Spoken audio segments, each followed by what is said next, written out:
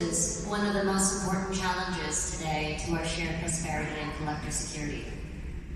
In the past 2 years, while most of us were trying to adapt our lives to a new internet-enabled reality, cyber criminals were finding new and better ways to exploit our increasing dependence on technology. We're now dealing with significant cyber crimes that affect all of us. Our businesses, our local governments, our most critical infrastructure, from power grids to hospitals, are all vulnerable to malicious intent.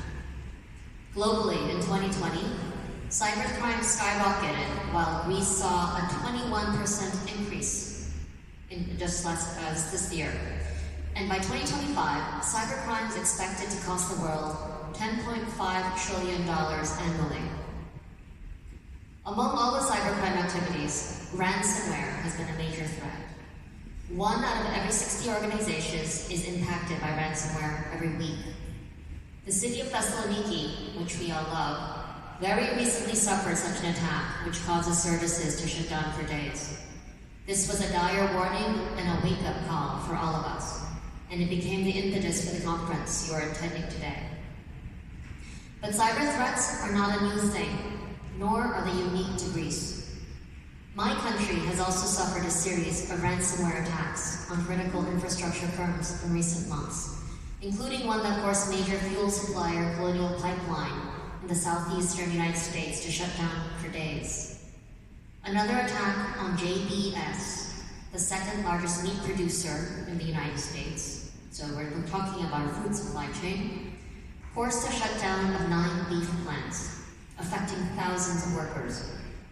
Currently, 1 in 4 Americans has been a victim of cybercrime at a cost of more than $4 billion each year. So we're dealing with a direct threat to the safety and the well-being of all our people.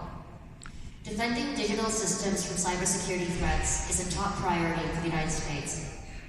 However, and despite the efforts and resources dedicated to fighting cybercrime, often US and European law enforcement agencies cannot trace and bring justice to cyber criminals responsible for these attacks. And although many of these attacks occasionally seem to be random, they can also be politically motivated, strategically planned, and executed. The FBI has been investigating more than 100 different types of ransomware attacks, and many of them have been traced back to cyber criminals in Russia. Similar attacks originating from Russia have targeted Greek companies as well. Although there's no hard evidence of Russian government involvement or complicity in ransomware attacks, the US has publicly indicted Russian intelligence officers for various incidents, including the 2016 US election, the 2017 French election, the 2018 Winter Olympics, the Ukrainian power grid in 2015, and Georgian media and government in 2018 and 2019. State-sponsored hacking aiming to undermine democracy and commerce is both shocking and unacceptable. Similarly, in July this year, the US, EU, UK, and NATO exposed the People's Republic of China, or PRC, malicious cyber activities aimed at undermining American and European economic and national security.